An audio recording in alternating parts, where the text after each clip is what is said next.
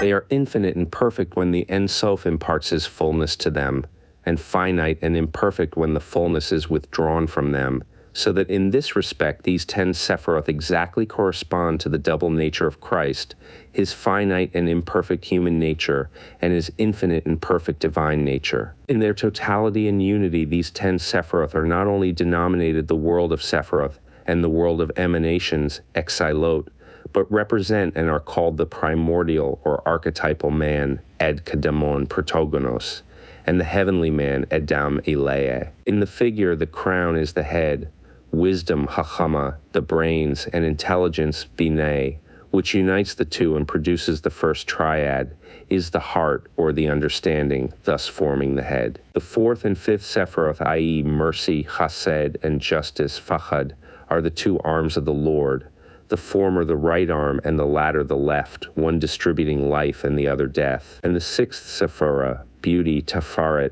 which unites these two opposites and produces the second triad, is the chest, whilst the seventh and eighth Sephiroth, i.e. firmness, Exephorus, and splendor, Hod, of the third triad, are the two legs, and foundation, the Yesed, the ninth Sephirah, represents the genital organ, since it denotes the basis and source of all things. Thus it is said, everything will return to its origin just as it proceeded from it. All marrow, all sap, and all power are congregated in this spot. Hence all powers which exist originate through the genital organs. Sohar 3:296a. Kingdom, Mohot, the 10th Sephirah, represents the harmony of the whole archetypal man. The following is the archetypal figure of the 10 Sephiroth. It is this form which the prophet Ezekiel saw in the mysterious chariot, and of which the earthly man is a faint copy. Moreover, these Sephiroth, as we have already remarked, created the world and all things therein according to their own archetype, or in the likeness and similitude of the heavenly man or the world of emanations. But before we propound the Kabbalistic doctrine of the creation of the world, it is necessary to describe a second mode in which the trinity of triads in the Sephiroth is represented, and to mention the appellations and offices of the respective triads. Now, in looking at the Sephiroth which constitute the first triad, it will be seen that they represent the intellect, hence this triad is called the intellectual world, Olam Moshkla. The second triad again represents moral qualities, hence it is designated the moral or sensuous world, Olam Morjesh, whilst the third triad represents power and stability and hence is designated the material world Olam Mutbeh. These three aspects in which the Ein Sof manifested himself are called the faces Anfin and Fertzofin Prosopon. The two words are identical, the former being pure Aramaic and the latter from the Greek. In the arrangement of this trinity of triads so as to produce what is called the Kabbalistic tree, denominated the tree of life Etz Chaim, or simply the tree Elen. The first triad is placed above, the second and third are placed below in such a manner that the three masculine Sephiroth are on the right, the three feminine on the left, whilst the four uniting Sephiroth occupy the center as shown in the following diagrams. An Sof, the endless. The three Sephiroth on the right, representing the principle of mercy, Hester, are called the pillar of mercy, Stere Yamina Amuda de Hester. The three on the left, representing the principle of rigor, Din, are denominated the pillar of judgment, Stere Yamela Amuda Dina, whilst the four Sephiroth in the center, representing mildness, Rahmai Diamol, are called the middle pillar, Samuda de Enikda. Each Sephira composing this trinity of triads is, as it were, a trinity in itself. It has its own absolute character. Thu, it receives from above. And 3, it communicates to what is below it. Hence the remark, just as the sacred aged is represented by the number 3, so are all the other light Sephiroth of a threefold nature, Sohar 3288b. Within this trinity in each unit and trinity of triads, there is a trinity of units, which must be explained before we can propound the Kabbalistic view of the cosmogony. We have seen that 3 of the Sephiroth constitute uniting links between 3 pairs of opposites, and by this means produce 3 triads, respectively denominated the intellectual world, the sensuous or moral world, and the material world, and that these 3 uniting Sephiroth, together with the one which unites the whole into a common unity, form what is called the middle pillar of the Kabbalistic tree. Now, from the important position they thus occupy, these Sephiroth are synecdochically used to represent the worlds which by their uniting potency they respectively yield. Hence the Sephira crowned Ketira, from which the Sephiroth wisdom, Hachama, and intelligence, Binina, emanated, and by which they are also united, thus yielding the intellectual world, is by itself used to designate the intellectual world, Kola Mohakla. Its own names, however, are not changed in this capacity, and it still continues to be designated by the several appellations mentioned in the description of the first Sephira.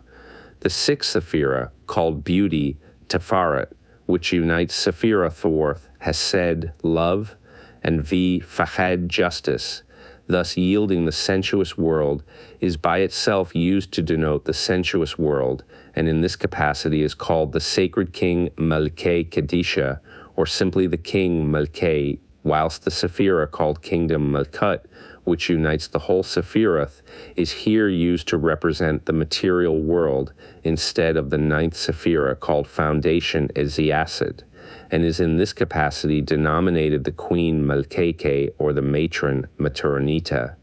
Thus we obtain within the trinity of triads a higher trinity of units, viz. The crown Keter, beauty Tefaret, and kingdom Malkut, which represents the potencies of all the Sephiroth. Having arrived at the highest trinity which comprises all the Sephiroth, and which consists of the crown, the king, and the queen, we shall be able to enter into the cosmogony of the Kabbalah. Now it is not the Ein Sof who created the world, but this trinity as represented in the combination of the Sephiroth, or rather the creation has arisen from the conjunction of the emanations. The world was born from the union of the crowned king and queen, or, according to the language of the Kabbalah, these opposite sexes of royalty, who emanated from the Ein Sof, produced the universe in their own image. Worlds, we are told, were indeed created before ever the king and queen or the Sephiroth gave birth to the present state of things, but they could not continue, and necessarily perished, because the Ein Sof had not yet assumed this human form in its completeness, which not only implies a moral and intellectual nature, but, as conditions of development, procreation, and continuance, also comprises sexual opposites. This creation, which aborted and which has been succeeded by the present order of things, is indicated in Gen Sexamid Sof 31 through 40. The kings of Edom, or the old kings as they are also denominated, who are here said to have reigned before the monarchs of Israel and are mentioned as having died one after the other, are those primordial worlds which were successively convulsed and destroyed, whilst the sovereigns of Israel denote the king and queen who emanated from the Ein Sof and who have given birth to and perpetuate the present world. Thus we are told, before the aged of the aged, the concealed of the concealed, expanded into the form of king, the crown of crowns of first Sephirah, there was neither beginning nor end. He hewed and incised forms and figures into it in the following manner. He spread before him a cover and carved therein kings' worlds, and marked out their limits and forms, but they could not preserve themselves. Therefore it is written, These are the kings that reigned in the land of Edom before there reigned any king over the children of Israel. Gen. Sexament Soph 31. This refers to the primordial kings and primordial Israel. All these were imperfect. He therefore removed them and let them vanish, till he finally descended himself to this cover and assumed a form.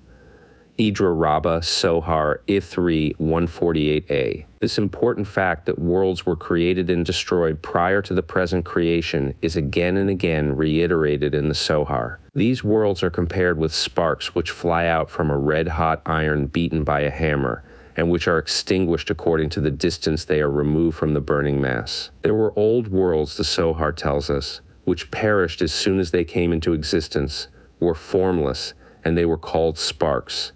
Thus the smith, when hammering the iron, lets the sparks fly in all directions. These sparks are the primordial worlds, which could not continue, because the sacred aged had not as yet assumed his form of the king and queen, and the master was not yet at his work. Idris Sutta, Sohar, ERAEC 292b. But since nothing can be annihilated, nothing perisheth in this world, not even the breath which issues from the mouth. For this, like everything else, has its place and destination, and the Holy One, blessed be his name, turns it into his service. Sohar, EA 110b. These worlds could not be absolutely destroyed. Hence, when the question is asked, why were these primordial worlds destroyed, the reply is given, because the man, represented by the 10 Sephiroth, was not as yet. The human form contains everything, and as it did not as yet exist, the worlds were destroyed. It is added, still when it is said that they perished, it is only meant thereby that they lacked the true form, till the human form came into being, in which all things are comprised, and which also contains all those forms. Hence, though the scripture ascribes death to the kings of Edom, it only denotes a sinking down from their dignity, i.e. the worlds up to that time did not answer to the divine idea, since they had not as yet the perfect form of which they were capable. Idra Rabbah Sohar ER 135b. It was therefore after the destruction of previous worlds, and after the Ein Sof or the boundless assumed the Sephiric form, that the present world was created. The Holy One, blessed be he, created and destroyed several worlds before the present one was made, and when this last work was nigh completion, all the things of this world, all the creatures of the universe, in whatever age they were to exist, before ever they entered into this world, were present before God in their true form. Thus are the words of Ecclesiastes to be understood. What was shall be, and what has been done shall be done. Soharid 361b. The lower world is made after the pattern of the upper world. Everything which exists in the upper world is to be found, as it were, in a copy upon earth. Still the whole is one. Ibid 320a. This world, however, is not a creation ex nihilo, but is simply an imminent offspring and the image of the king and queen, or in other words, a farther expansion or evolution of the Sephiroth, which are the emanations of the Ein Sof. This is expressed in the Sohar in the following passage. The indivisible point, the absolute, who has no limit and who cannot be comprehended because of his purity and brightness, expanded from without and formed a brightness which served as a covering to the indivisible point, yet it too could not be viewed in consequence of its immeasurable light. It too expanded from without, and this expansion was its garment. Thus everything originated through a constant upheaving agitation, and thus finally the world originated. Sohar 3:20a. The universe, therefore, is an immanent emanation from the Sephiroth, and reveals and makes visible the boundless and the concealed of the concealed. And though it exhibits the deity in less splendor than its parents, the Sephiroth, because it is further removed from the primordial source of light, yet, as it is God manifested, all the multifarious forms in the world point out the unity which they represent, and nothing in it can be destroyed, but everything must return to the source whence it emanated. Hence it is said that all things of which this world consists, spirit as well as body, will return to their principle and the root from which they proceeded. Sohar E 218b. He is the beginning and end of all the degrees in the creation. All these degrees are stamped with his seal, and he cannot be otherwise described than by the unity. He is one, notwithstanding the innumerable forms which are in him. Ibid E 21a. Now these Sephiroth, or the world of emanation, Lom Atzilut, or the Atzalatic world, gave birth to 3 worlds in the following order. From the conjunction of the king and queen, e.e. the 10 Sephiroth, proceeded, e.e. the world of creation, or the Briatic world, Lom Baria, also called the throne Kursia, which is the abode of pure spirits, and which, like its parents, consists of 10 Sephiroth, or emanations. The Briatic world again gave rise to Lom, the world of formation, or the Yetziratic world, Sol Axia, which is the habitation of the angels, and also consists of 10 Sephiroth, whilst the Yetziratic world again sent forth 3, the world of action, or the Asiatic world, Lom Ashia, also called the world of Kalifoth, La Kalifot, which contains the spheres Gaglim and matter, and is the residence of the Prince of Darkness and his legions. Or, as the Sohar describes it, after the Sephiroth, and for their use, God made the throne, i.e., the world of creation,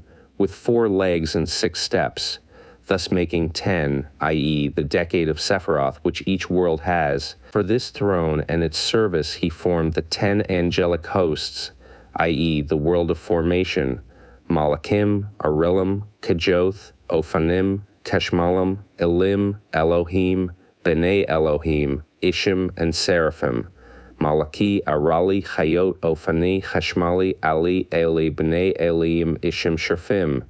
And for their service, again he made Samael and his legions, i.e. the world of action, who are, as it were, the clouds upon which the angels ride in their descent on the earth, and serve, as it were, for their horses. Hence it is written, Behold, the Lord rideth upon a swift cloud, and shall come into Egypt.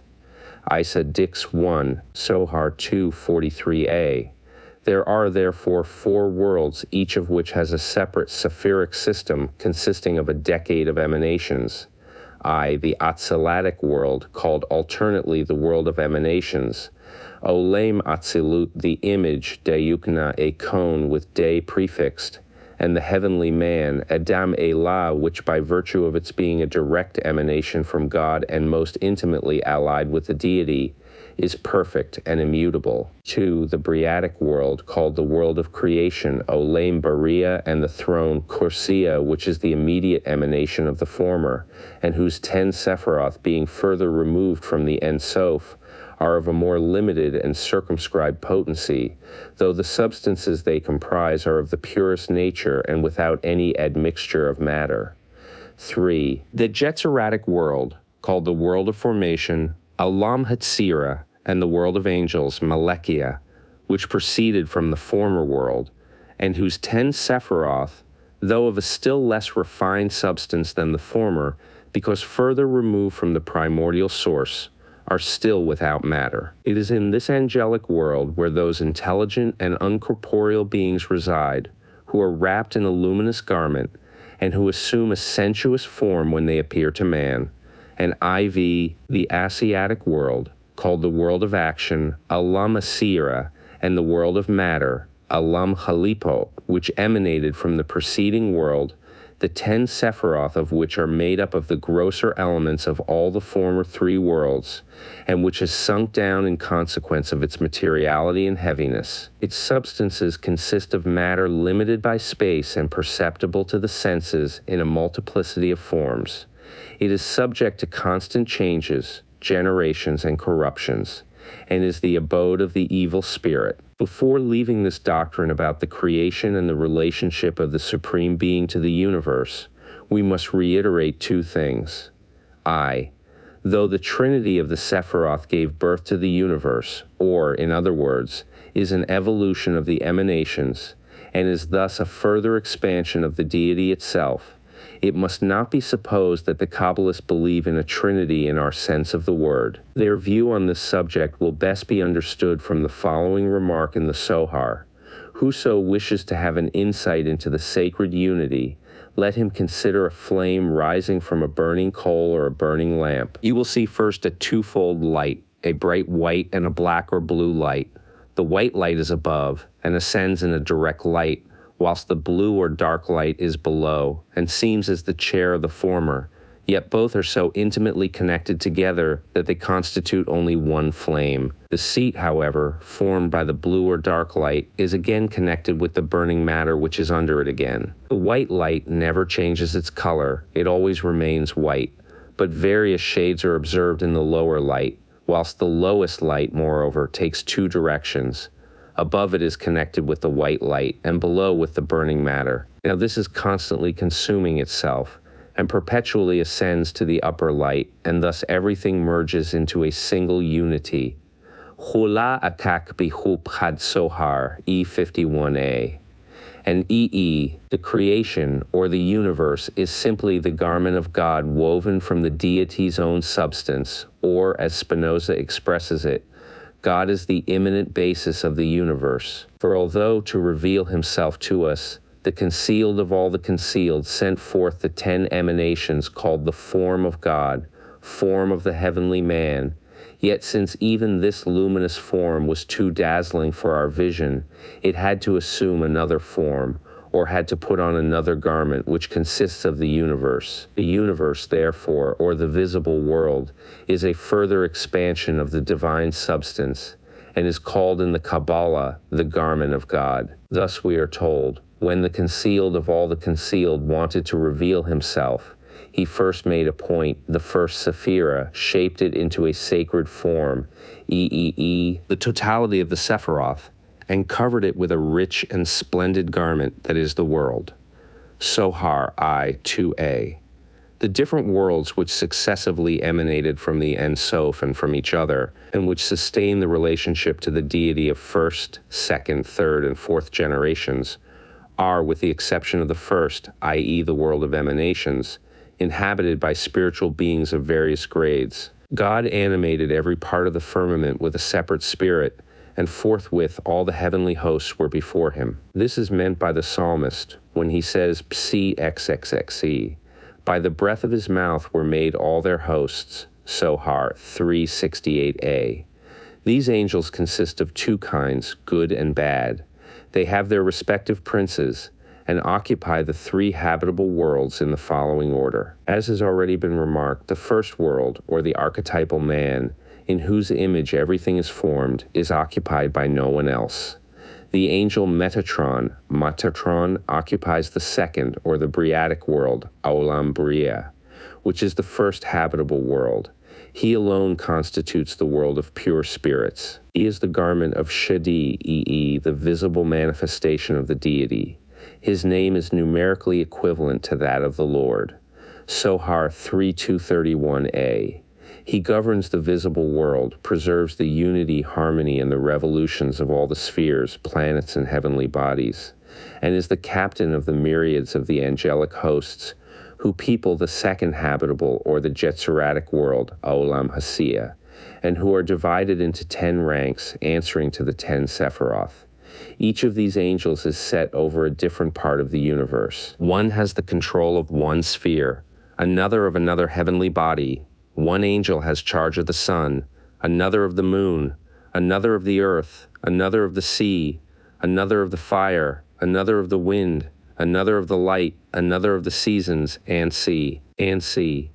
And these angels derive their names from the heavenly bodies they respectively guard. Hence one is called Venus, Nenge, one Mars, Meadamim, one the substance of heaven, Excepta Shemim, one the angel of light, Oriel, and another the angel of fire, Noriel. Kump Sohari 42 Ansi. The demons, constituting the second class of angels, which are the grossest and most efficient of all forms, and are the shells of being, inhabit the third habitable or Asiatic world, Olam Asiae. They too form 10 degrees, answering to the decade of Sephiroth, in which darkness and impurity increase with the descent of each degree. Thus the two first degrees are nothing more than the absence of all visible form and organization, which the Mosaic cosmology describes in the words teho veho before the hexahemeron, and which the Septuagint renders by aoratos keiakateskiwastos. The third degree is the abode of the darkness which the book of Genesis describes as having in the beginning covered the face of the earth, whereupon follow 7 infernal halls, sheve hiklot, hells, occupied by the demons, which are the incarnation of all human vices, and which torture those poor deluded beings who suffered themselves to be led astray in this world. These 7 infernal halls are subdivided into endless compartments, so as to afford a separate chamber of torture for every species of sin.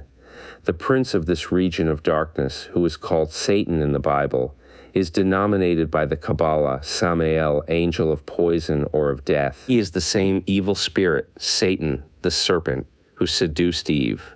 He has a wife called the harlot, or the woman of whoredom, a shitsanoni, but they are both generally represented as united in the one name of the beast, Chaiwa, Kump Sohar, E255259, with E35b. The whole universe, however, was incomplete and did not receive its finishing stroke till man was formed, who is the acme of the creation and the microcosm, uniting in himself the totality of beings. The heavenly Adam, the 10 Sephiroth, who emanated from the highest primordial obscurity, the En Sof, created the earthly Adam, Sohar, E70b.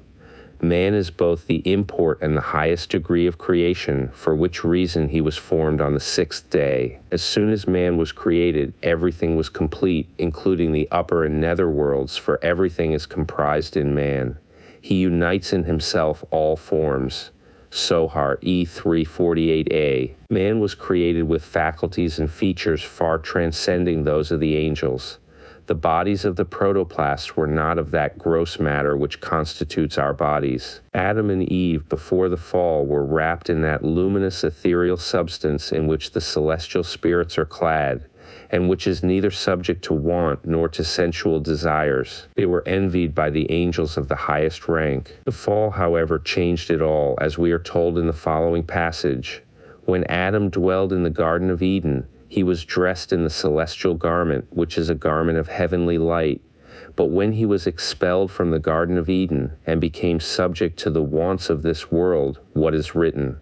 The Lord God made coats of skins unto Adam and to his wife, and clothed them. Gen. E21. For prior to this they had garments of light of that light which was used in the Garden of Eden. Sohar, E229b.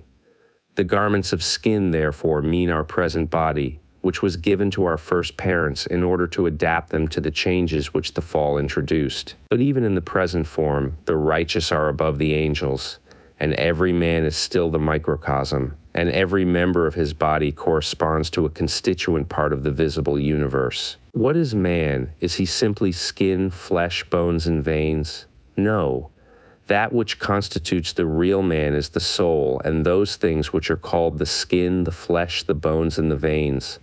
All these are merely a garment. They are simply the clothes of the man, but not the man himself. When man departs, he puts off these garments wherewith the Son of Man is clothed. Yet are all these bones and sinews formed in the secret of the highest wisdom, after the heavenly image.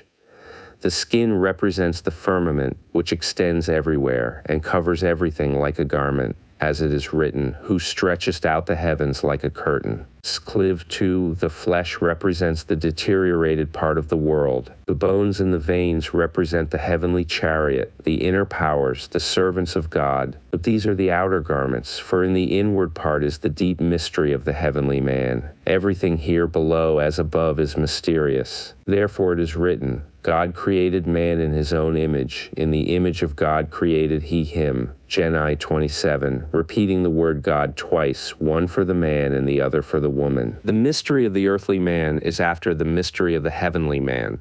And just as we see in the firmament above, covering all things, different signs which are formed of the stars and planets, and which contain secret things and profound mysteries, studied by those who are wise and expert in these signs, so there are in the skin, which is the cover of the body of the Son of Man, and which is like the sky that covers all things, signs and features, which are the stars and planets of the skin, indicating secret things and profound mysteries, whereby the wise are attracted, who understand to read the mysteries in the human face. Sohar E76a. He is still the presence of God upon earth, Shkinathata-a, and the very form of the body depicts the Tetragrammaton, the most sacred name Jehovah Yehovah. Thus the head is the form of the Yi, the arms and the shoulders are like the He, the breast represents the form of the Wa, whilst the two legs with the back represent the form of the second He. Sohar E42a. The souls of all these epitomes of the universe are pre-existent in the world of emanations, and are without exception destined to inhabit human bodies and pursue their course upon earth for a certain number of years. Hence we are told that when the Holy One, blessed be his name, wished to create the world, the universe was before him in idea.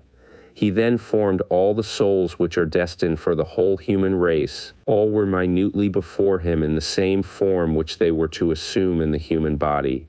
He looked at each one of them, and there were some among them which would corrupt their way upon the earth. Sohar E96b. Like the Sephiroth from which it emanates, every soul has 10 potencies, which are subdivided into a trinity of triads, and are respectively represented by I, the Spirit, Shinshum, which is the highest degree of being, and which both corresponds to and is operated upon by the crown, Kratrain, representing the highest triad in the Sephiroth, called the intellectual world. The soul, Ruh, which is the seat of good and evil, as well as the moral qualities, and which both corresponds to and is operated upon by beauty, Kafaret, representing the second triad in the Sephiroth, called the moral world.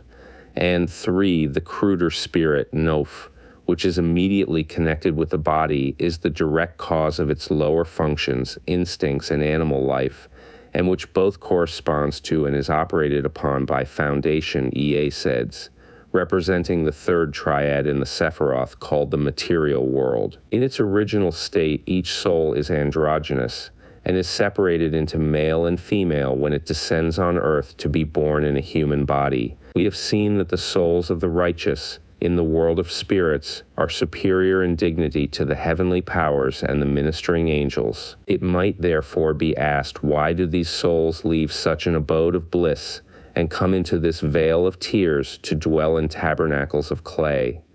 The only reply to be given is that these happy souls have no choice in the matter. Indeed, we are told that the soul, before assuming a human body, addresses God, Lord of the universe, I am happy in this world, and do not wish to go into another world where I shall be a bondmaid and be exposed to all kinds of pollutions. Sohar E96.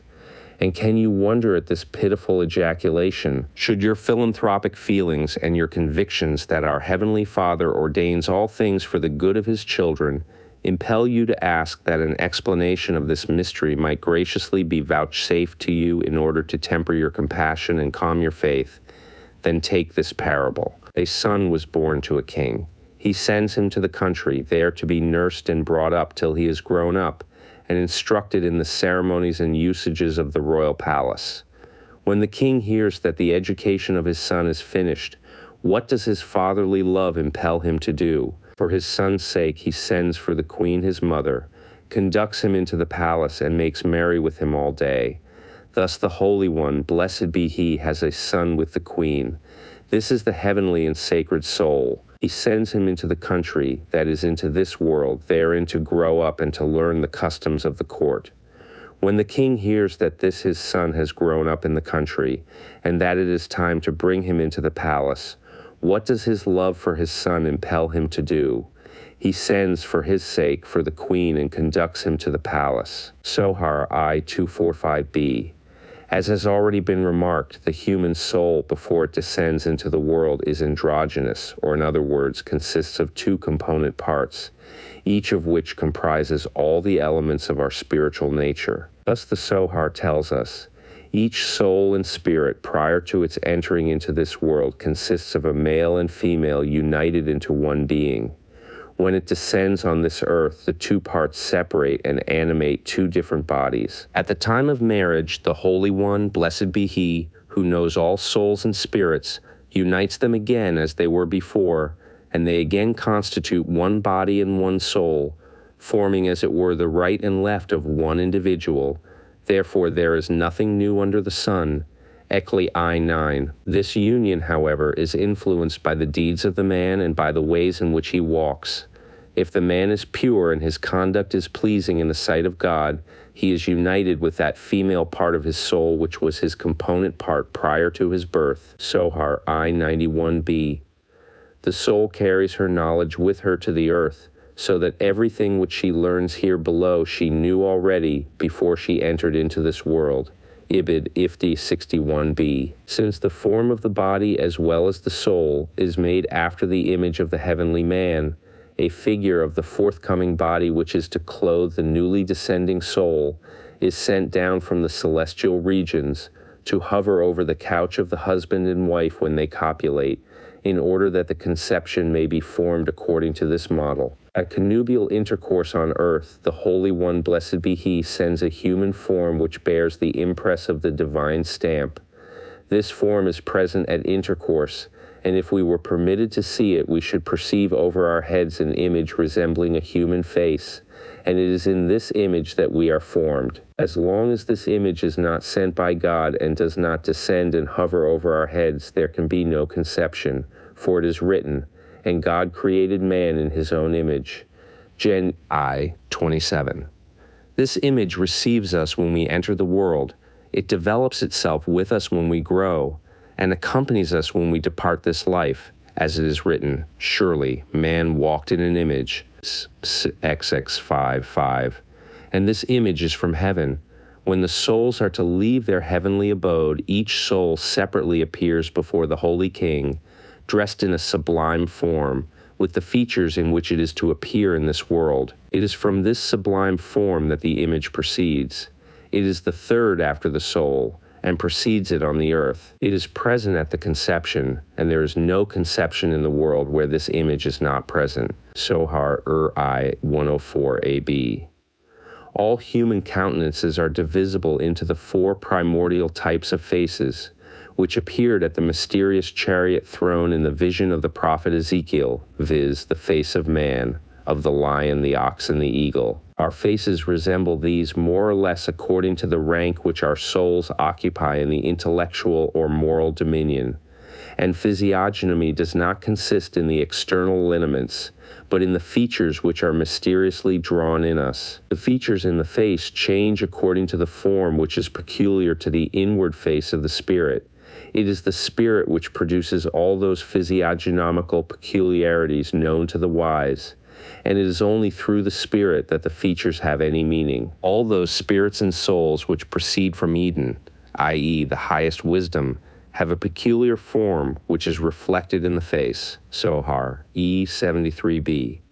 The face thus lighted up by the peculiar spirit inhabiting the body is the mirror of the soul, and the formation of the head indicates the character and temper of the man. An arched forehead is a sign of a cheerful and profound spirit, as well as of a distinguished intellect. A broad but flat forehead indicates foolishness and silliness, whilst a forehead which is flat, compressed on the sides, and spiral, betokens narrowness of mind and vanity. Kumpa, Sohar E71b 75a. As a necessary condition of free existence and of moral being, the souls are endowed by the deity, from the very beginning, with the power of adhering in close proximity to the primordial source of infinite light from which they emanated, and of alienating themselves from that source and pursuing an independent and opposite course. Hence Simon ben Yochai said, "If the Holy One, blessed be He, had not put within us both the good and the evil desire, which are denominated light and darkness, the created man would have neither virtue nor vice. For this reason it is written, Behold, I have set before thee this day life and good, and death and evil." Duke Savanasexus replied, "Wherefore is all this? Would it not be better if reward and punishment had not existed at all, since in that case man would have been incapable of sinning and of doing evil?" He rejoined, "It was meet and right that he should be created as he was created, because the law was created for him wherein are written punishments for the wicked and rewards for the righteous.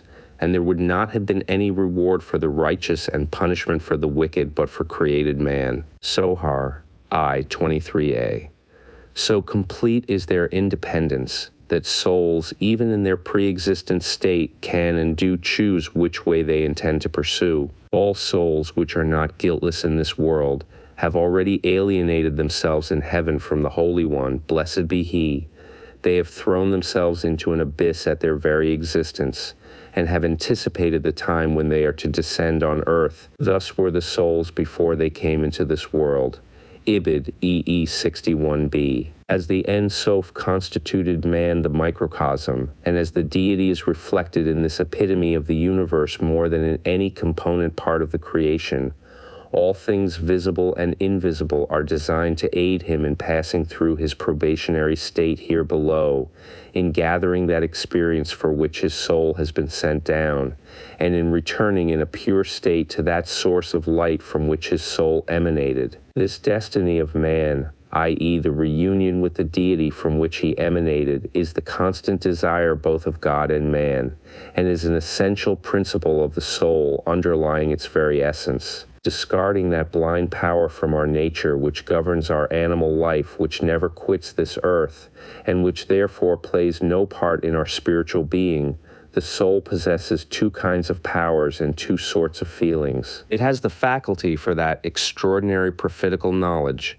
which was vouchsafed to Moses in an exceptional manner, called the luminous mirror, aspicularia nara spicularia, and the ordinary knowledge termed the non-luminous mirror, aspicularia de la nara, respectively represented in the earthly paradise by the tree of life and the tree of knowledge of good and evil, and it possesses the higher feeling of love and the lower feeling of fear. Now the full fruition of that higher knowledge and of that loftier feeling of love can only be reaped when the soul returns to the infinite source of light, and is wrapped in that luminous garment which the protoplast forfeited through the fall. Thus we are told, come and see when the soul reaches that place which is called the treasury of life, Serua de Chaye. She enjoys a bright and luminous mirror, aspicularia de nara, which receives its light from the highest heaven. The soul could not bear this light, but for the luminous mantle which she puts on. For just as the soul, when sent to this earth, puts on an earthly garment to preserve herself here, so she receives above a shining garment in order to be able to look without injury into the mirror whose light proceeds from the Lord of light. Moses too could not approach to look into that higher light which he saw without putting on such an ethereal garment, as it is written, "And Moses went into the midst of the cloud," Exodus 14:18, which is to be translated by means of the cloud wherewith he wrapped himself as if dressed in a garment. At that time Moses almost discarded the whole of his earthly nature, as it is written, "And Moses was on the mountain 40 days and 40 nights, Ibid. And he thus approached that dark cloud where God is enthroned." In this wise the departed spirits of the righteous dress themselves in the upper regions in luminous garments, to be able to endure that light which streams from the Lord of light. Sohar I 65b 66a. The two feelings of love and fear are designed to aid the soul in achieving her high destiny, when she shall no more look through the dark glass, but see face to face in the presence of the luminous mirror, by permeating all acts of obedience and divine worship. And though perfect love, which is serving God purely out of love, like that higher knowledge, is to be man's destiny in heaven, yet the soul may attain some of it on earth, and endeavor to serve God out of love and not from fear, as thereby she will have an antepast on earth of its union with the deity, which is to be so rapturous and indissoluble in heaven. Yet is the service which arises from fear not to be depreciated, for fear leads to love. It is true that he who obeys God out of love has attained to the highest degree, and already belongs to the saints of the world to come. But it must not be supposed that to worship God out of fear is no worship. Such a service has also its merit, though in this case the union of the soul with the deity is slight. There is only one degree which is higher than fear. It is love. In love is the mystery of the divine unity. It is love which unites the higher and lower degrees together. It elevates everything to that position where everything must be one. This is also the mystery of the words, "Hear, O Israel, the Lord our God is one God." Sohar I 216a. Hence it is that these two principles play so important a part in the devotions and contemplations of the Kabbalists. Love is made to correspond to mercy, the fourth sephira, whilst fear is made to answer to rigor, the fifth sephira. And it is asserted that when these two principles are thoroughly combined by the righteous in their divine worship and acts of obedience, the name Jehovah, which comprises these two principles, and which is now rent in twain by the preponderance of sin and disobedience, will be reunited. Then, and then only, will all the souls return to the bosom of the Father of our spirits. Then will the restitution of all things take place, and the earth shall be covered with the knowledge of God, even as the waters cover the sea. This is the reason why the Kabbalists utter the following prayer prior to the performance of any of the commandments. For the reunion of the Holy One, blessed be his name and his Shekinah, I do this in love and fear, in fear and love, for the union of the name Yeh with woe into a perfect harmony. I pronounce this in the name of all Israel. In order to represent this union to the senses, the words fear, Yirah, and love, Ahava, are divided and so placed above each other that they may be read either across or down as follows. When thus fulfilling the commandments, the pious not only enjoy a prelibation of that sublime light which shines in heaven, and which will serve them as a garment when they enter into the other world and appear before the Holy One, Sohar E 299b, but become on earth already the habitation of the Sephiroth, and each saint has that Sephira incarnate in him which corresponds to the virtue he most cultivates, or to the feature most predominant in his character. Among the patriarchs, therefore, who were the most exalted in piety,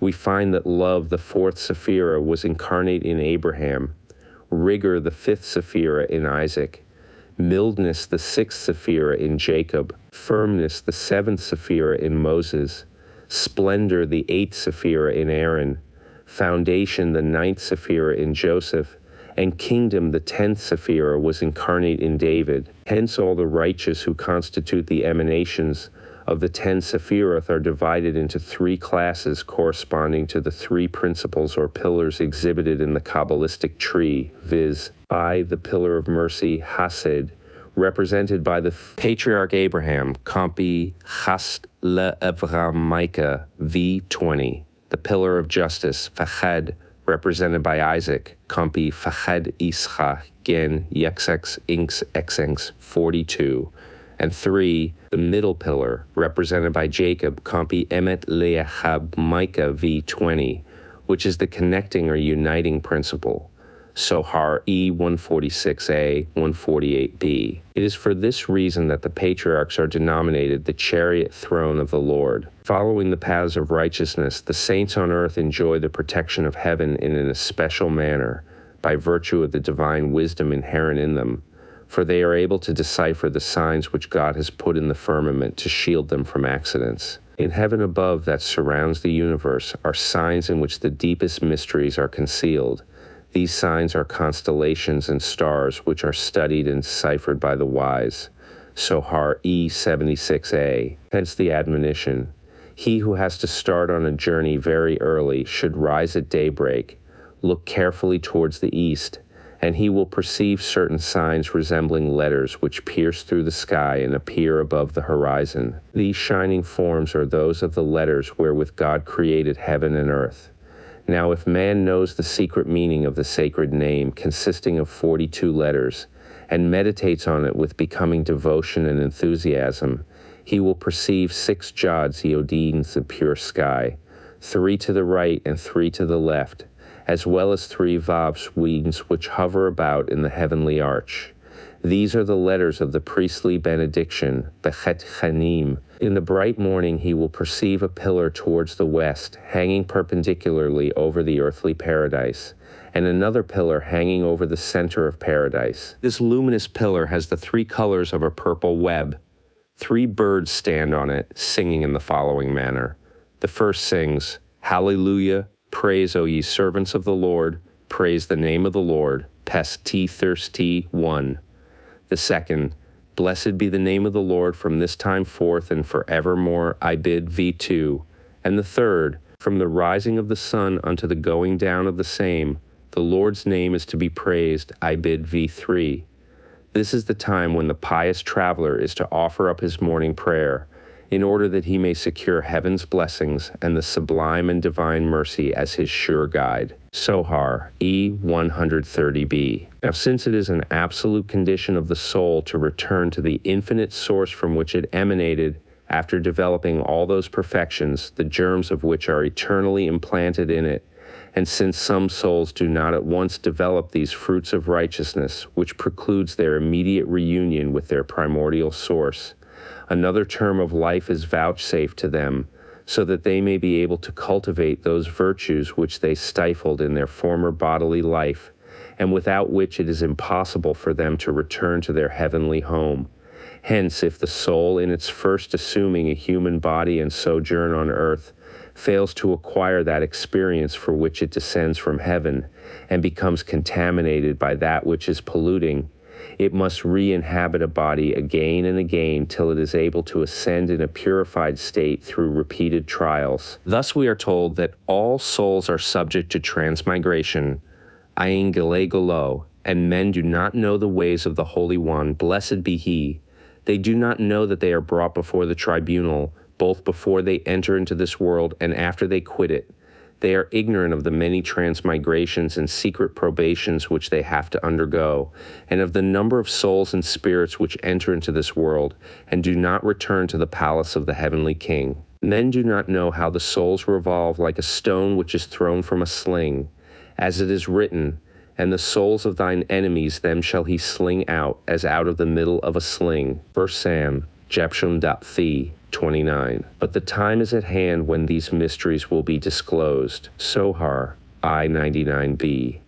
The transmigration of the soul into another body, however, is restricted to 3 times. And if 2 souls in their third residence in human bodies are still too weak to resist all earthly trammels and to acquire the necessary experience, they are both united and sent into one body, so that they may be able conjointly to learn that which they were too feeble to do separately. It sometimes, however, happens that it is the singleness and isolation of the soul which is the source of her weakness, and she requires help to pass through her probation. In that case, she chooses for a companion a soul which has more strength and better fortune. The stronger of the 2 then becomes as it were the mother. She carries the sickly one in her bosom, and nurses her from her own substance, just as a woman nurses her child. Such an association is therefore called pregnancy, ibor, because the stronger soul gives, as it were, life and substance to the weaker companion. As the world, like all other living beings, is a further expansion of the deity's own substance, it too must ultimately share that blessedness which it enjoyed in its first evolution. This is indicated in the letter B, with which the history of the creation begins, i.e. B Reshit, and which is also the first letter in the word blessing, Bi Rakah. Even the archangel of wickedness, or the venomous beast, Hahuye Bishay, or Samael as he is called, will be restored to his angelic nature and name, inasmuch as he too, like all other beings, proceeded from the same infinite source of all things. The first part of his name, which signifies venom, will then be dropped, and he will retain the second part, El, which is the common name of all the angels. This, however, will only take place at the advent of Messiah. But his coming is by the very few new souls which enter into the world, as many of the old souls which have already inhabited bodies have to re-enter those bodies which are now born, in consequence of having polluted themselves in their previous bodily existence, and the soul of the Messiah, which like other souls has its pre-existence in the world of the Sephiroth, cannot be born till all human souls have passed through their period of probation on this earth, because it is to be the last born one at the end of days. Then the great Jubilee year will commence, when the whole pleroma of souls, Aksara and Shmotz, cleaned and purified, shall return into the bosom of the infinite source, and they shall be in the palace which is situate in the secret and most elevated part of heaven, and which is called the palace of love, Hikla Ava. There the profoundest mysteries are. There dwells the heavenly King, blessed be he, with the holy souls, and is united with them by a loving kiss. Sohar, E. 97a. This kiss is the union of the soul with the substance from which it emanated. Ibid, E. 68a. Then hell shall disappear. There shall be no more punishment, nor temptation, nor sin. Life will be an everlasting feast, a Sabbath without end. Then all souls will be united with the highest soul, and supplement each other in the Holy of Holies of the seven halls, Shpev Hiklot. Everything will then return to unity and perfection. Everything will be united into one idea, which shall be over and fill the whole universe. The basis of this idea, however, i.e. the light which is concealed in it, will never be fathomed or comprehended. Only the idea itself which emanates from it shall be comprehended. In that state, the creature will not be distinguished from the Creator. The same idea will illuminate both. Then the soul will rule the universe like God, and what she shall command he will execute. Sohar, E. 45a and b. V. The Kabbalistic view of the Old Testament and its relation to Christianity. We have already seen that the Kabbalah claims a pre-Adamite existence, and asserts that its mysteries are covertly conveyed in the first 4 books of the Pentateuch. Those of us who read the books of Moses and cannot discover in them any of the above-mentioned doctrines will naturally ask for the principles of exegesis whereby these secrets are deduced from, or rather introduced into the text. These principles are laid down in the following declaration. If the law simply consisted of ordinary expressions and narratives, Ger, the words of Esau, Hagar, Laban, the ass of Balaam, or of Balaam himself, why should it be called the law of truth, the perfect law, the true witness of God? Each word contains a sublime source. Each narrative points not only to the single instance in question, but also to generals. Sohar, R.E. 149b. Woe be to the Son of Man who says that the Torah Pentateuch contains common sayings and ordinary narratives. For, if this were the case, we might in the present day compose a code of doctrines from profane writings which should excite greater respect. If the law contains ordinary matter, then there are nobler sentiments in profane codes. Let us go and make a selection from them, and we shall be able to compile a far superior code. But every word of the law has a sublime sense and a heavenly mystery. Now the spiritual angels had to put on an earthly garment when they descended to this earth. And if they had not put on such a garment, they could neither have remained nor be understood on the earth. And just as it was with the angels, so it is with the law. When it descended on earth, the law had to put on an earthly garment to be understood by us, and the narratives are its garment. There are some who think that this garment is the real law and not the spirit which it clothed, but these have no portion in the world to come. And it is for this reason that David prayed, "Open thou mine eyes, that I may behold the wondrous things out of the law." Psi 18. What is under the garment of the law? There is the garment which every one can see, and there are foolish people who, when they see a well-dressed man, think of nothing more worthy than this beautiful garment, and take it for the body, whilst the worth of the body itself consists in the soul. The law too has a body. This is the commandments, which are called the body of the law. This body is clothed in garments, which are the ordinary narratives. The fools of this world look at nothing else but this garment, which consists of the narratives in the law. They do not know any more, and do not understand what is beneath this garment. But those who have more understanding do not look at the garment, but at the body beneath it, i.e. the moral, whilst the wisest, the servants of the heavenly King, those who dwell at Mount Sinai, look at nothing else but the soul, i.e. the secret doctrine, which is the root of all the real law, and these are destined in the world to come to behold the soul of this soul, i.e. the deity, which breathes in the law. Sohar, e.e. 52a. The opinion that the mysteries of the Kabbalah are to be found in the garment of the Pentateuch is still more systematically propounded in the following parable. Like a beautiful woman concealed in the interior of her palace, who, when her friend and beloved passes by, opens for a moment a secret window and is seen by him alone, and then withdraws herself immediately and disappears for a long time. So the doctrine only shows herself to the chosen, i.e. to him who is devoted to her with body and soul, and even to him not always in the same manner. At first she simply beckons at the passerby with her hand, and it generally depends upon his understanding this gentle hint. This is the interpretation known by the name Rums. Afterwards she approaches him a little closer, lisps him a few words, but her form is still covered with a thick veil which his looks cannot penetrate. This is the so-called reshurs. She then converses with him with her face covered by a thin veil. This is the enigmatic language of the Haggadah. After having thus become accustomed to her society, she at last shows herself face to face and entrusts him with the innermost secrets of her heart. This is the secret of the law, Sod. He who is thus far initiated in the mysteries of the Torah will understand that all those profound secrets are based upon the simply literal sense and are in harmony with it.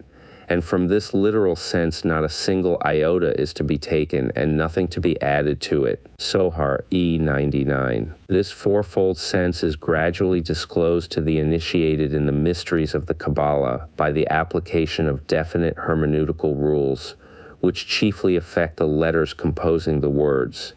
The most prominent of these canons are I. Every letter of a word is reduced to its numerical value, and the word is explained by another of the same quantity. Thus, from the words, Lo, 3 men stood by him, Gen. Savat 2, it is deduced that these 3 angels were Michael, Gabriel, and Raphael, because Aneshalesha and Lo, 3 men, and Elo, Michael, Gabriel, Raphael. These are Michael, Gabriel, and Raphael, are of the same numerical value, as will be seen from the following reduction to their numerical value of both these phrases. This rule in called gematria, gemetea, which is a metathesis of the Greek word gramma, grammia, or grammatia in the sense of numbers as represented by letters. 2.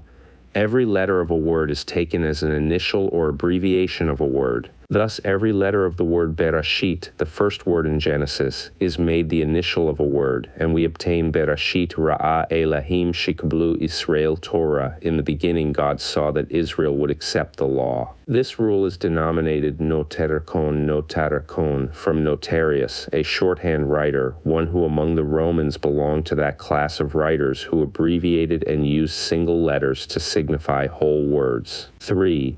The initial and final letters of several words are respectively formed into separate words. Thus, from the beginnings and ends of the words Miyaela Lanu Hashmima, who shall go up for us to heaven, Dut Jeffs 12 are obtained Meliber, circumcision, and Yahoah, Jehovah, and inferred that God ordained circumcision as the way to heaven. 4. 2 words occurring in the same verse are joined together and made into one. Thus, me, who, and Ela, these are made into Ele, / God, by transposing the ye and me, Vidya Supra, p. 94. 5. The words of those verses which are regarded as containing a peculiar recondite meaning are ranged in squares in such a manner as to be read either vertically or boustrophedonally, beginning at the right or left hand. Again, the words of several verses are placed over each other, and the letters which stand under each other are formed into new words. This is especially seen in the treatment of 3 verses in Exod, Siv, viz. 19:21, which are believed to contain the 3 pillars of the Sephiroth and the divine name of 72 words.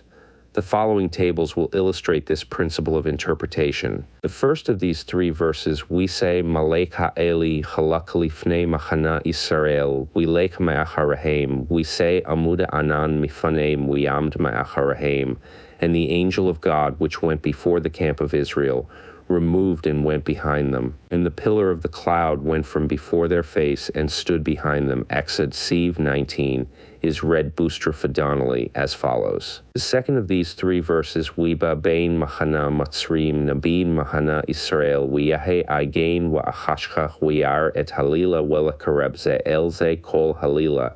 And it came between the camp of the Egyptians and the camp of Israel. And it was a cloud and darkness to them, but gave light by night to these, so that the one came not near the other all the night. Exod Sieve 20 is in the first place divided and read from right to left, beginning at the top, as exhibited in the following diagram. It is then divided in the following manner and read from left to right, beginning at the bottom. Whilst the third of these three verses, Wheat Moshe et Yedo al-him wiolik Yehoah et him Baruch Kadim Aza Kol Halila, Weyeshem et him lecharbahe we bikio amim. And Moses stretched out his hand over the sea, and the Lord caused the sea to go back by a strong east wind all that night, and made the sea dry land, and the waters were divided. Exod Sheaf 21 is divided as follows, and read from the right beginning at the bottom. The three verses which have thus yielded the three pillars of the Sephiroth are then joined together in groups of three letters in the order in which they are read in diagrams A, E3, and Iv, and they then yield the 72 divine names which the Kabbalah assigns to the deity, as follows: Ka'akalela Mashalem Sit Eli Waho Adorandus Longanimus Anuchatus, Quaesitus, Salus, Spes, Auxiliator, Exaltator, Hakam Hari Mava Izale Ayalau Aldhoi Advocatus, Ins, Sublevator,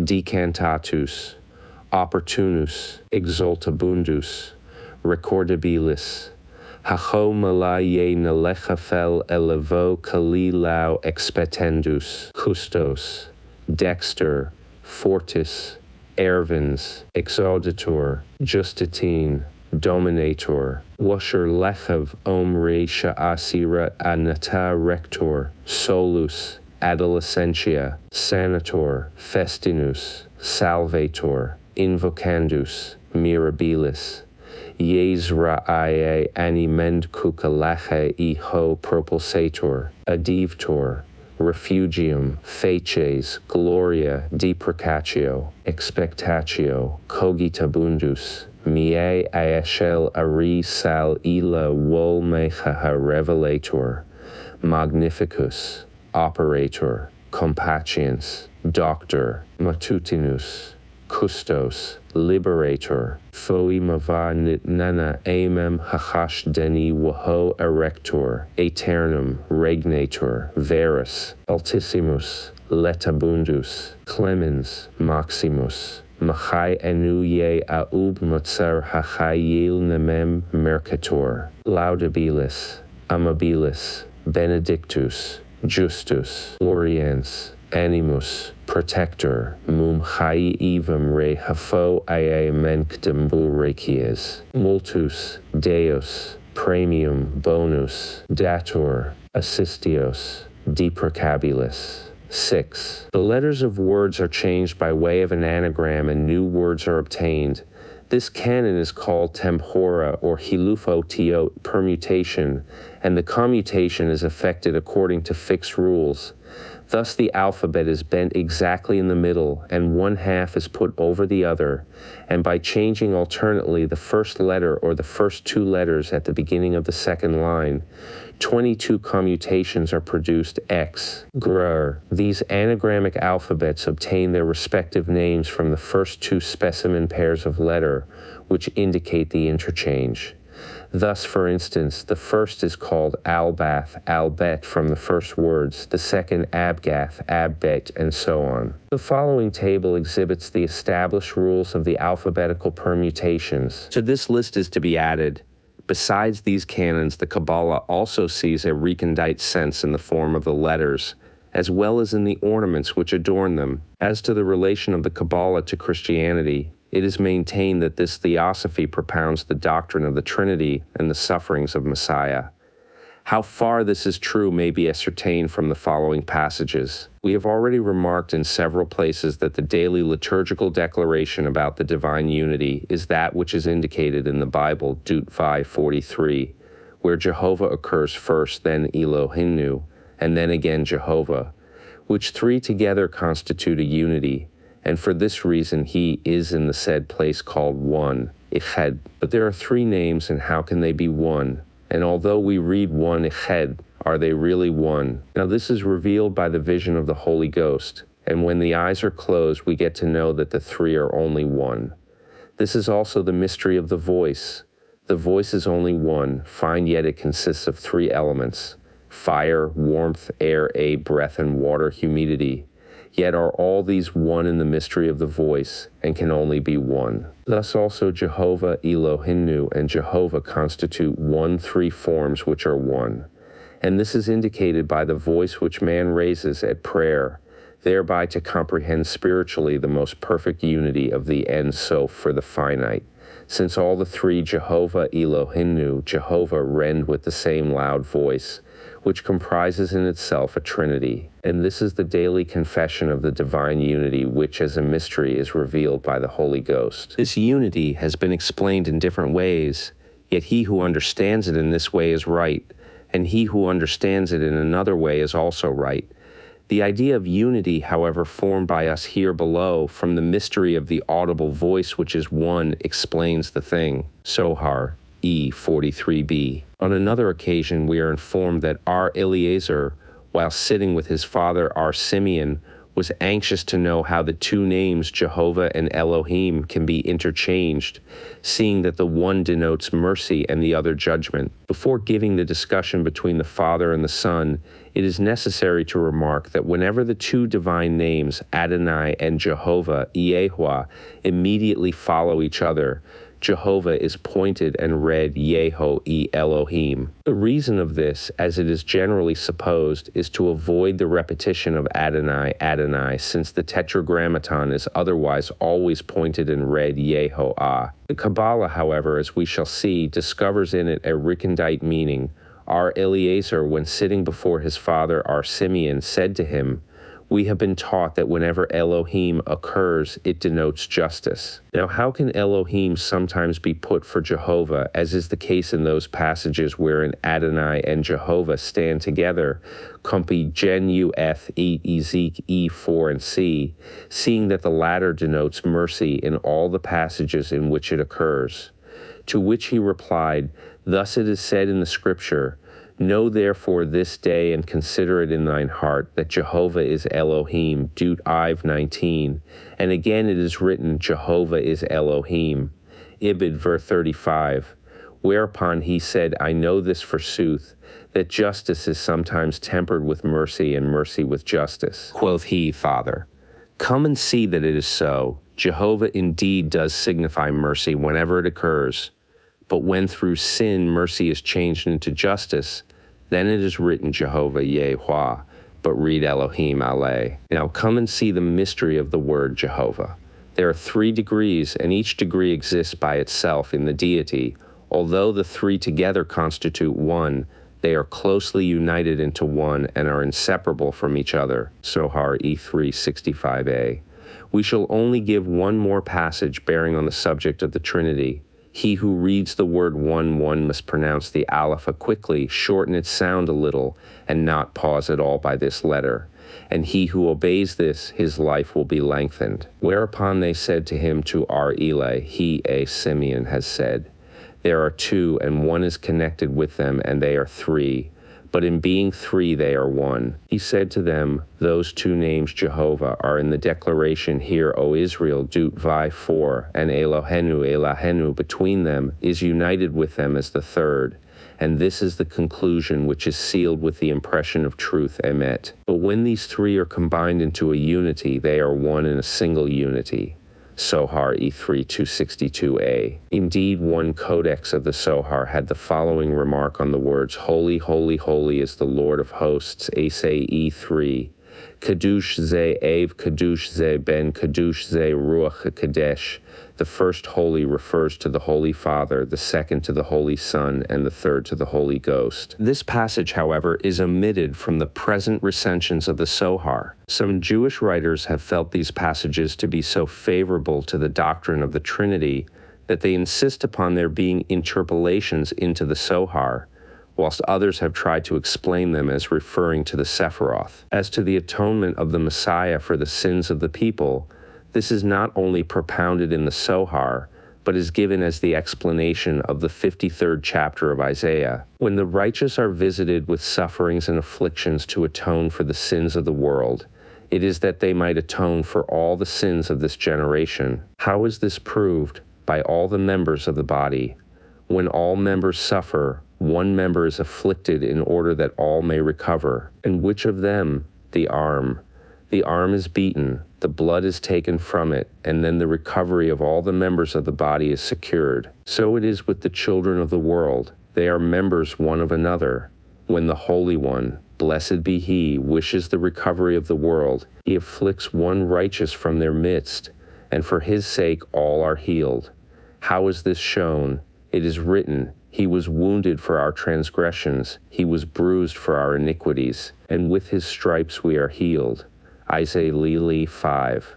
With His stripes, i.e. healed, as by the wound of bleeding an arm. And with this wound we are healed, i.e. it was a healing to each one of us as members of the body. Sohar Ithri 2:18a. To the same effect is the following passage. Those souls which tarry in the nether garden of Eden hover about the world, and when they see suffering or patient martyrs and those who suffer for the unity of God, they return and mention it to the Messiah. When they tell the Messiah of the afflictions of Israel in exile, and that the sinners among them do not reflect in order to know their Lord, He raises His voice and weeps because of those sinners, as it is written, He is wounded for our transgressions. Isaiah 5. Whereupon those souls return and take their place. In the Garden of Eden there is one palace which is called the Palace of the Sick. The Messiah goes into this palace and invokes all the sufferings, pain, and afflictions of Israel to come upon Him, and they all come upon Him. Now if He did not remove them thus and take them upon Himself, no man could endure the sufferings of Israel, due as punishment for transgressing the law, as it is written, Surely He hath borne our griefs and carried our sorrows, and see. Isaiah 4 with Ramtisti 3:4.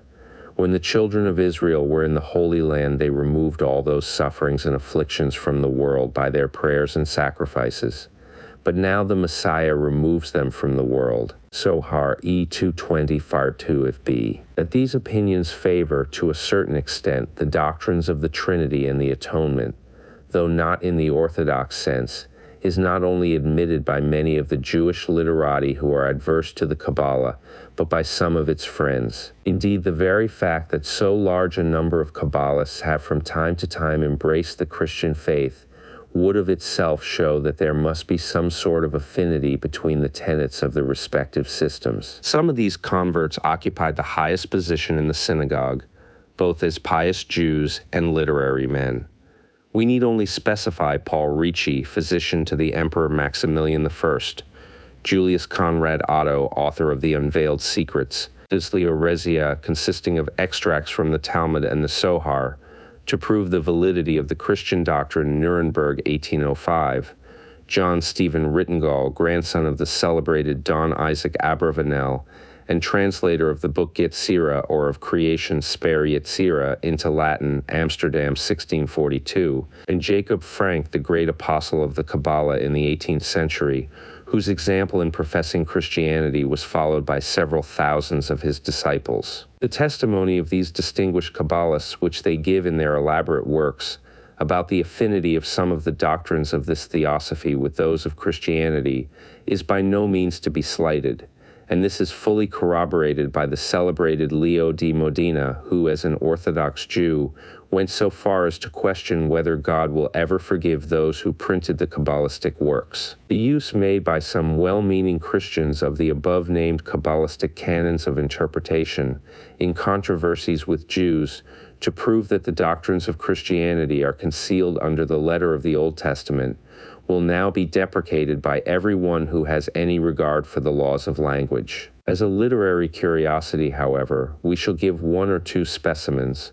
No less a person than the celebrated Reuchlin would have it that the doctrine of the Trinity is to be found in the first verse of Genesis. He submits, if the Hebrew word berah, which is translated created, be examined, and if each of the three letters composing this word be taken as the initial of a separate word, we obtain the expressions Ben Ruchav, Son, Spirit, Father, according to Rule 2, p. 431. Upon the same principle, this erudite scholar deduces the first two persons in the Trinity from the words, the stone which the builders refused is become the headstone of the corner, PSC XVAC 22, by dividing the three letters composing the word eben, stone, into eb, ben, father, son, campe di verbo mirifico, Basel, 1494. In more recent times, we find it maintained that the righteousness spoken of in Daniel X24 means the anointed of Jehovah, because the original phrase Tetstubal Alim is by gematria, declared numerical value, which is Rule 1 given above, p. 431, the same as Mashiach Yahuwah. So pleased is the author with this discovery that he takes great care to remark, it is a proof which I believe has hitherto escaped the notice of interpreters. Such proofs, however, of the messiahship of Christ bring no honor to our religion, and in the present day argue badly both against him who adduces them and against him who is convinced by them. We now proceed to trace the date and origin of the Kabbalah, taking the ex partis statement for what it is worth, viz. That this secret doctrine is of a pre-Adamite date and that God himself propounded it to the angels in paradise. We shall have to examine the age of the oldest documents which embody its tenets and compare these doctrines with other systems in order to ascertain the real date and origin of this theosophy. But before this is done, it will be necessary to summarize as briefly as possible those doctrines which are peculiar to the Kabbalah, or which it expounds and elaborates in a special manner, and which constituted a separate system within the precincts of Judaism. The doctrines are as follow. 1. God is boundless in his nature. He has neither will, intention, desire, thought, language, nor action. He cannot be grasped and depicted, and for this reason is called Ein Sof, and as such he is in a certain sense not existent. 2. He is not the direct creator of the universe, since he could not will the creation, and since a creation proceeding directly from him would have to be as boundless and as perfect as he is himself. 3. He at first sent forth 10 emanations, or Sephiroth, which are begotten, not made, and which are both infinite and finite. 4. From these Sephiroth, which are the archetypal man, the different worlds gradually and successively evolved. These evolutionary worlds are the brightness and the express image of their progenitors, the Sephiroth, which uphold all things. 5. These emanations, or Sephiroth, gave rise to or created in their own image all human souls. These souls are pre-existent. They occupy a special hall in the upper world of spirits, and they already decide whether they will pursue a good or bad course in their temporary sojourn in the human body, which is also fashioned according to the archetypal image. 6. No one has seen the Ein Sof at any time. It is the Sephiroth in whom the Ein Sof is incarnate, who have revealed themselves to us, and to whom the anthropomorphisms of Scripture and the Haggadah refer. Thus, when it is said, God spake, descended upon earth, ascended into heaven, smelled the sweet smell of sacrifices, repented in his heart, was angry, and see, or when the Haggadic works describe the body and the mansions of the deity, and see. All this does not refer to the Ein Sof, but to these intermediate beings. 7. It is an absolute condition of the soul to return to the infinite source whence it emanated, after developing all those perfections, the germs of which are indelibly inherent in it. If it fails to develop these germs, it must migrate into another body, and in case it is still too weak to acquire the virtues for which it is sent to this earth, it is united to another and a stronger soul, which, occupying the same human body with it, aids its weaker companion in obtaining the object for which it came down from the world of spirits. 8. When all the pre-existent souls shall have passed their probationary period here below, the restitution of all things will take place.